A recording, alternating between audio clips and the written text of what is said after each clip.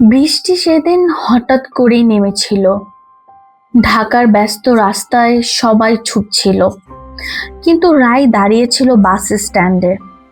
ছাতা ছাড়া, ভেজা চুল, মুখে লেগে আছে দুই চোখে কাজল, ঠোঁটে হালকা লিপস্টিক। এত মায়াবী লাগছিল রায়কে যে অর্ণব দূর থেকে তাকিয়েছিল, কিছুতেই চোখ ফেরাতে পারছিল না। কিছু মানুষকে প্রথম দেখাতেই মনে হয় এই মানুষটার সঙ্গে আমার গল্প হবে, কথা হবে বা কিছু একটা হবে। অর্ণব এগিয়ে গিয়ে নিজের ছাতাটা একটু তার দিকে বাড়িয়ে দিল। আমতা আমতা করে কথা বলার চেষ্টা করলো।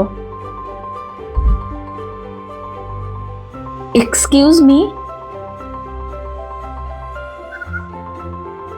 না, দূর থেকে দাঁড়িয়ে দেখছিলাম আপনি ভিজছেন। ভিজে যাবেন নাকি বাসের জন্য ওয়েট করবেন? না, বরং আমি বলছিলাম যে আমার বাসাটাও ওইদিকে, তো তো আপনি চাইলে আমিও একসাথে একটা সিএনজি করে যেতে পারি।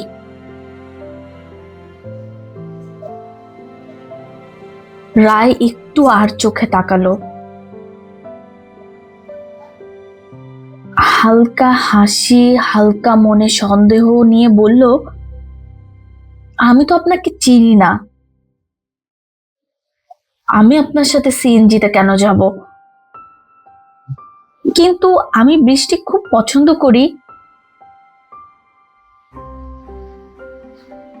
দেখি আজকে ভিজেই যাব, বাসের জন্য অপেক্ষা করি, দেখি বাস কখন আসে। আপনার ইচ্ছা হলে আপনি সিএনজি করে যেতে পারেন, আমার অপেক্ষা করার দরকার নেই। ফিসফিসিয়ে রায় বলতে লাগলো, চেনা নাই জানা নেই, কোথা থেকে যে আসে এরা। হঠাৎ করেই বাসটা চলে আসলো। সেদিন তারা একই বাসে উঠেছিল। কথা খুব বেশি হয়নি, কিন্তু নামার আগে রাই হঠাৎ বলেছিল, এই যে মিস্টার, আপনি যে হঠাৎ করে জানা নাই চিনা নাই একটা মেয়ের সাথে কথা বলতে আসলেন, এরকম কি প্রায়ই করেন, নাকি আমি এক্সেপশনাল? অর্ণব অবাক হয়ে তাকিয়েছিল। মেয়েটা যেমন মায়াবী তেমনি মুখে ছটফট করা কথা।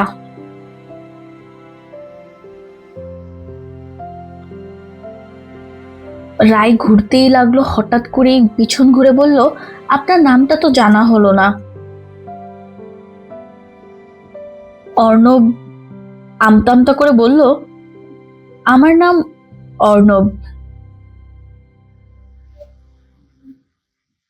হুম, আমি রায়, আবার দেখা হবে। সেই আবার দেখা কবে হবে কথাটা অর্ণবের মাথায় সারা রাত ঘুরেছিল। এরপর সত্যি দেখা হয়েছিল, একই লাইব্রেরি, একই কফি শপ, একই রাস্তা। ধীরে ধীরে বৃষ্টি, চা, গল্প সব মিলিয়ে তাদের প্রেমের শুরু। কিভাবে কি দেখা হয়েছিল বা কথা হয়েছিল সে কথাটা একটু পরেই বলি। অর্ণব ধীরে ধীরে বুঝতে পারছিল সে প্রেমে পড়েছে, আর রাই তার অনুভূতি বোঝা অনেক মুশকিল। সে সবকিছু অনেক ভেবে চিনতে করে। তার চোখে এক অদ্ভুত শান্তি ছিল, যেন সে সময়কে খুব তাড়াতাড়ি শেষ হয়ে যেতেই দেখছে। অর্ণব সব সময় রায়ের চোখের দিকে তাকিয়ে থাকতো। কি যেন মেয়েটার কত কিছু বলার ছিল বা বলতে চায় ওই চোখ দুটো। রায় খুব কম কথা বলতো নিজের ব্যাপারে। অর্ণব যখন জিজ্ঞেস করত, তুমি ভবিষ্যতে কি হতে চাও, রায় হেসে বলতো, আমরা যখন যা চাই তখন কি সবকিছুই আমাদের মনের মতো হয়? আমি চাই কেউ আমাকে খুব মনে রাখুক। এই উত্তর অর্ণবের ভালো লাগতো না। সে বলতো, আরে বাবা, তুমি কি এমন কাজ করেছো যে তোমাকে মানুষ সারা জীবন মনে রাখবে? যাকগে, কেউ মনে রাখুক আর না রাখুক, তোমাকে আমি সারা জীবন মনে রাখবো। রাই একটু চুপ করে থাকতো। একদিন কফি শপে বসে রাই হঠাৎ বলল, আচ্ছা বলো তো, যদি একদিন আমি হঠাৎ করে হারিয়ে যাই, তুমি কি আরেকটা বিয়ে করবে? আমি চাই তুমি একটা বিয়ে করো, তোমার সুন্দর সংসার হোক, তোমার ছোট বাচ্চা হোক, কিন্তু নাম কিন্তু আমার মনের মতো করে রাখতে হবে। অর্ণব এবার রেগে গেল। এ ধরনের কথা বলো না। আমি চাই আমাদের বাচ্চা হবে। তুমি থাকতে আমি অন্য কাকে বিয়ে করতে যাব কেন? রাই হাসল, কিন্তু চোখের কোণে পানি চিকচিক করছিল। সেদিন অর্ণব প্রথমবার দেখেছিল রায়ের হাত কাঁপছে। সে ভেবেছিল হয়তো ঠান্ডা লেগেছে, বা আমার কথায় অতিরিক্ত আবেগ আপ্লুত হয়ে এরকমটা হয়েছে। সে জানতো না রায় প্রতিদিন হাসপাতালে যায়। রায় জানতো তার শরীর ধীরে ধীরে তাকে ছেড়ে যাচ্ছে, কিন্তু সে চেয়েছিল তার জীবনের শেষ গল্পটা হোক ভালোবাসার। এমন কেউ থাকুক তাকে সারা জীবন মনে রাখুক, তাকে কেউ ভালোবাসুক। আবার এটাও চাইতো যে তার জন্য শেষ পর্যন্ত কেউ কষ্ট পাক। এক বিকেলে হঠাৎ অর্ণব রায়কে ফলো করতে করতে হাসপাতালের দরজায় পৌঁছে গেল। অর্ণব আড়াল থেকে ডাক্তারের রুমের বাইরে দাঁড়িয়ে শুনল, সময় খুব বেশি নেই।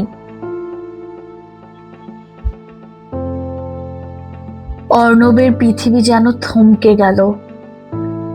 রায় বাইরে বেরিয়ে এসে অর্ণবকে দেখে থমকে গেল। তুমি এখানে? অর্ণব কাঁপা কাঁপা গলায় বলল, আমাকে বলনি কেন? মানে, তুমি কি নিজেকে অনেক বেশি স্ট্রং মনে করো? তুমি চেয়েছিলে সবকিছু তুমি নিজেই সামাল দিবে? না, মানে তুমি চাইছোটা কি?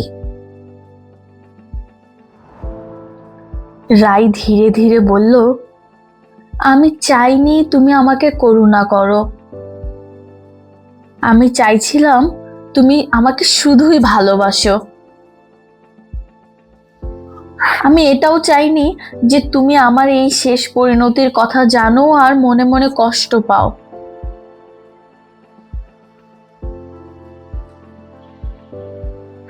অর্ণব রাইকে জড়িয়ে ধরল।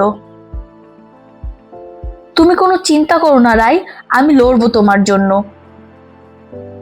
পৃথিবীর যত ভালো ডাক্তার আছে আমি সব এক জায়গায় করব তোমার জন্য। রাই বলে উঠল, ওরে বাবা, তুমি নাকি সিনেমার ডায়লগ দিতে জানো? বাস্তব জীবনটাকে কি তুমি সিনেমা ভেবেছো নাকি? সারা পৃথিবীর ডাক্তারদের একত্র করলেও আমার আর সামনে আগানোর সম্ভাবনা নেই। আমি চাই যে কটা দিন বেঁচে আছি তোমার সাথে হেসে সুন্দর সুন্দর স্মৃতি বানিয়ে চলতে। সব লড়াই জেতার জন্য হয় না অর্ণব, কিছু লড়াই শুধু ভালোবাসা প্রমাণ করার জন্য।